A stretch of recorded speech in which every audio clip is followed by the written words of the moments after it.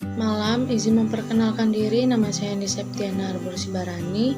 Kami di sini ingin mempresentasikan tentang fokus komunikasi. Adapun anggota kelompok yang pertama Dila, yang kedua Hendy Septiana Arbor Sibarani, yang ketiga Yolanda Natalia, yang keempat Marwati. Izin memperkenalkan diri, nama saya Yolanda Natalia Sitorus. Pengertian komunikasi. Komunikasi adalah penelitian yang dilakukan untuk meneliti berbagai komponen atau unsur komunikasi, mulai dari komponen komunikator, yaitu untuk meneliti penyampaian pesan, dan bagaimana pesan itu disampaikan, serta menggunakan saluran apa. Pesan apa saja yang bisa disampaikan, dan kepada siapa pesan tersebut disampaikan, dan efek apa yang didapat dengan adanya penyampaian pesan tersebut, sampai dengan umpan balik dari pesan tersebut. Pengertian komunikasi menurut para ahli. Yang pertama, Evan M. Roger dan Lawrence Kitkin dalam buku Communication Network Toward a New Paradigm from Research pada tahun 1981 menyebutkan komunikasi ialah proses di mana dua orang atau lebih membentuk adanya melakukan pertukaran informasi antara satu sama yang lain, yang pada gilirannya terjadi saling pengertian yang mendalam. Yang kedua, si Shannon and Weaver dalam buku The Mathematical Theory of Communication 1949, di mana komunikasi yakni bentuk interaksi manusia yang saling mempengaruhi satu sama lain secara sengaja atau tidak sengaja. Ini melanjutkan tentang pengertian komunikasi menurut para ahli. Yang ketiga, Bernard Berlison dan Gary A. Steiner dalam buku Human Behavior and Inventory of Scientific Findings 1964 menyebutkan bahwa komunikasi merupakan proses transmisi informasi, gagasan, emosi, keterampilan, dan lain-lain melalui penggunaan kata, angka, simbol, gambar, dan lain sebagainya.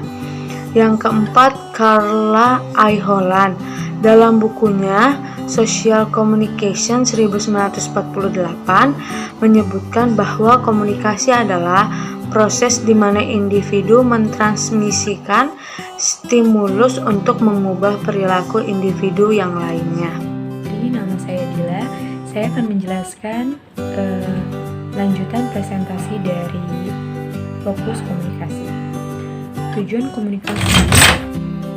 berkomunikasi untuk mengubah sikap, pendapat, perilaku, dan sosial. Komunikasi dapat mengubah sikap, pendapat, dan perilaku seseorang hingga sosial masyarakat seseorang sesuai dengan informasi yang disampaikan oleh pemberi informasi.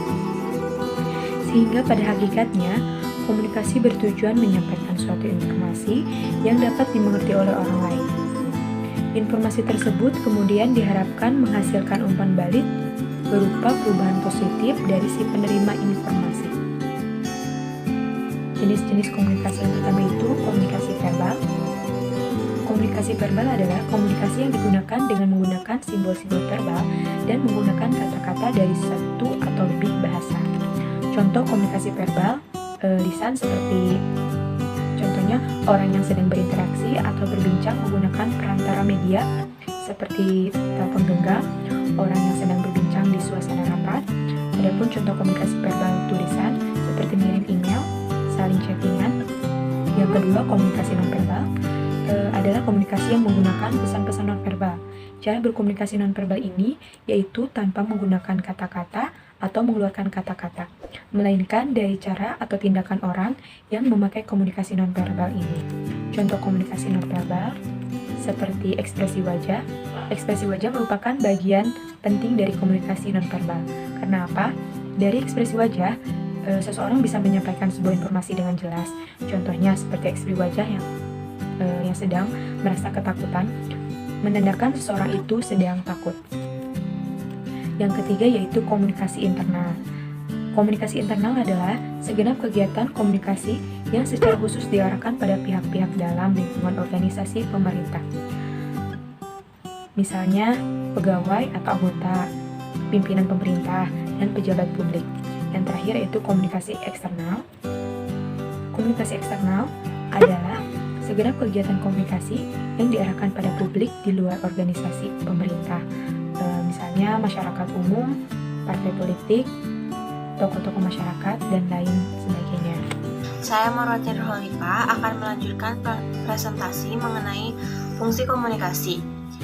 Fungsi komunikasi itu sendiri yaitu informasi yang mudah dipahami, memahami sesama individu, pesan mudah diterima orang lain, dan menggerakkan orang lain. Manfaatnya dari komunikasi yaitu memahami semua informasi yang dibutuhkan. Komunikasi dapat mempererat tali persaudaraan baik secara pribadi, golongan, kelompok, bangsa maupun negara. Dengan berkomunikasi, Anda bisa mengetahui kebijakan dan peraturan perundang-undangan. Komunikasi sangat penting bagi organisasi dalam melakukan serta menciptakan kerjasama yang baik. Komunikasi dilakukan sebagai proses sosial berwarga negara. Dan dari kelompok kami, maaf bila ada salah kata. Terima kasih, selamat malam.